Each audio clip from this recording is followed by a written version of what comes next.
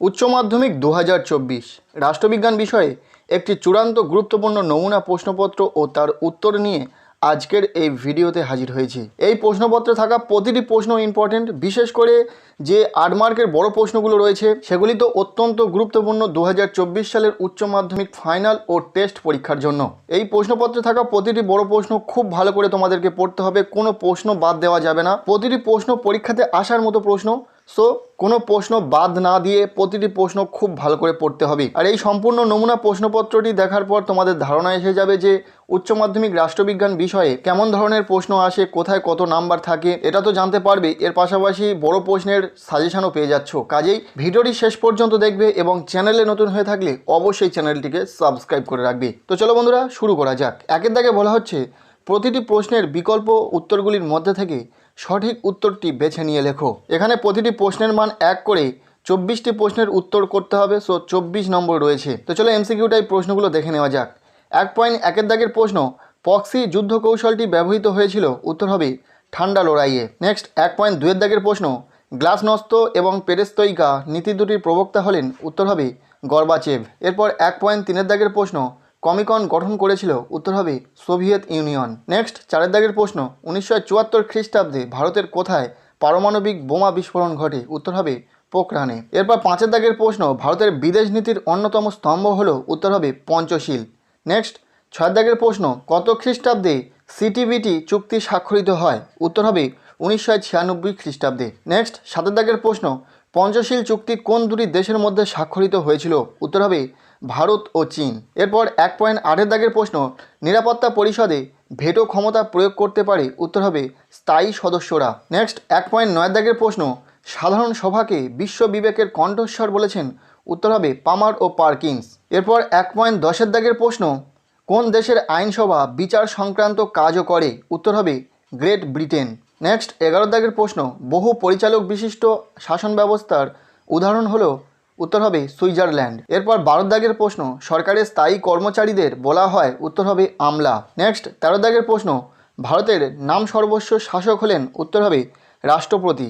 এরপর 14 দাগের প্রশ্ন, পৃথিবীর সর্বাপেক্ষা শক্তিশালী দ্বিতীয় কক্ষ হলো, উত্তর হবে মার্কিন সিনেট। নেক্সট 15 দাগের প্রশ্ন, স্পিরিট অব দ্য লস গ্রন্থটির রচয়িতাকে, উত্তর হবে মন্টেস্কু। এরপর 16 দাগের প্রশ্ন, বিশ্বের প্রাচীনতম আইনসভা কোথায় আছে, উত্তর হবে ইংল্যান্ডে। এরপর 1.17 দাগের প্রশ্ন, রাষ্ট্রপতি হওয়ার ন্যূনতম বয়স হলো, উত্তর হবে 35 বছর। নেক্সট 18 দাগের প্রশ্ন, কেন্দ্রীয় মন্ত্রিসভার নেতা হলেন, উত্তর হবে প্রধানমন্ত্রী। এরপর 1.19 দাগের প্রশ্ন, অর্থবিল প্রথম উত্থাপিত হয় কোথায়, উত্তর হবে লোকসভায়। নেক্সট 20 দাগের প্রশ্ন, দ্বিকক্ষ বিশিষ্ট আইনসভা আছে এমন একটি রাজ্য হলো, উত্তর হবে কর্ণাটক। এরপর 21 দাগের প্রশ্ন, পৌরসভার নির্বাচিত প্রতিনিধিদের বলা হয়, উত্তর হবে কাউন্সিলর। নেক্সট 22 দাগের প্রশ্ন, ওয়ার্ড কমিটির কার্যকালের মেয়াদ হলো, উত্তর হবে 5 বছর। এরপরে 1.23 দাগের প্রশ্ন, কলকাতা কর্পোরেশনের ওয়ার্ড সংখ্যা হলো, উত্তর হবে 144। এবং এরপর রয়েছে এমসিকিউ টাইপ শেষ প্রশ্ন। 1.24 দাগের প্রশ্ন, গ্রাম সভার সভাপতিত্ব করেন, উত্তর হবে গ্রাম প্রধান। এই ছিল 1 দাগের 24টি এমসিকিউ টাইপ প্রশ্ন। এরপরে চলে যাব আমরা 2 দাগ, দেখে নেব কি বলা হয়েছে। বলা হচ্ছে নিম্নলিখিত প্রশ্নগুলির অতি সংক্ষিপ্ত উত্তর দাও, বিকল্প প্রশ্নগুলি লক্ষণীয়।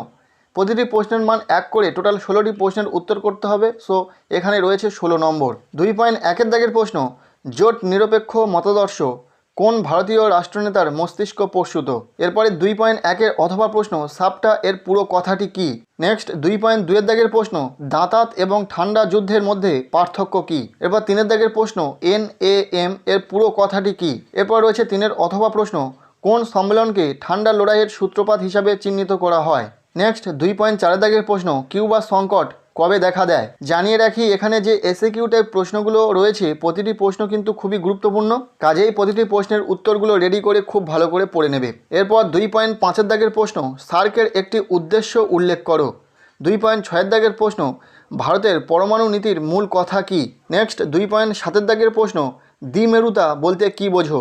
2.7 অথবা প্রশ্ন, কমিনফর্ম কে গঠন করেন। নেক্সট 2.8 দাগের প্রশ্ন, ভেটো কাকে বলে।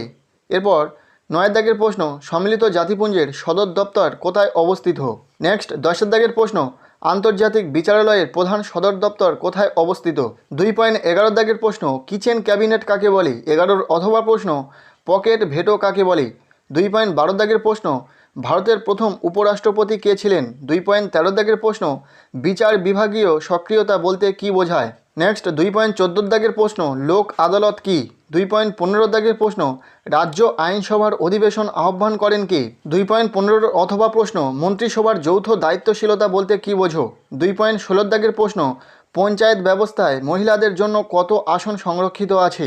এরপর এসএকিউ টাইপ শেষ প্রশ্ন 2.16 অথবা প্রশ্ন, খুদে জেলাশাসক কাকে বলা হয়? তো এরপর চলে যাব আমরা 3 দাগ, যেখানে বলা হচ্ছে নিম্নলিখিত প্রশ্নগুলির উত্তর দাও, বিকল্প প্রশ্নগুলি লক্ষণীয়। অর্থাৎ কিছু প্রশ্নের সাথে তোমরা অথবা প্রশ্নও পেয়ে যাবে। এবং এখানে বড় প্রশ্ন রয়েছে, প্রতিটি প্রশ্নের মান 8 নম্বর করে রয়েছে, টোটাল 5টি প্রশ্নের উত্তর করতে হবে। সো এখানে রয়েছে 40 নম্বর। আর এখানে যে বড় প্রশ্নগুলো রয়েছে প্রতিটি প্রশ্ন কিন্তু ভীষণই গুরুত্বপূর্ণ 2024 সালের উচ্চ মাধ্যমিক পরীক্ষার জন্য। কাজেই এখানে থাকা প্রতিটি প্রশ্ন তোমরা খুব ভালো করে পড়বে। প্রথম প্রশ্ন দেখে নেওয়া যাক। 3.1 দাগের প্রশ্ন, বিশ্বায়ন কাকে বলে? বিশ্বায়নের বিভিন্ন রূপ সম্পর্কে আলোচনা করো। ভীষণই ইম্পর্টেন্ট একটি প্রশ্ন, এই প্রশ্নটা পরীক্ষাতে এসে গেছে এমন একটি প্রশ্ন।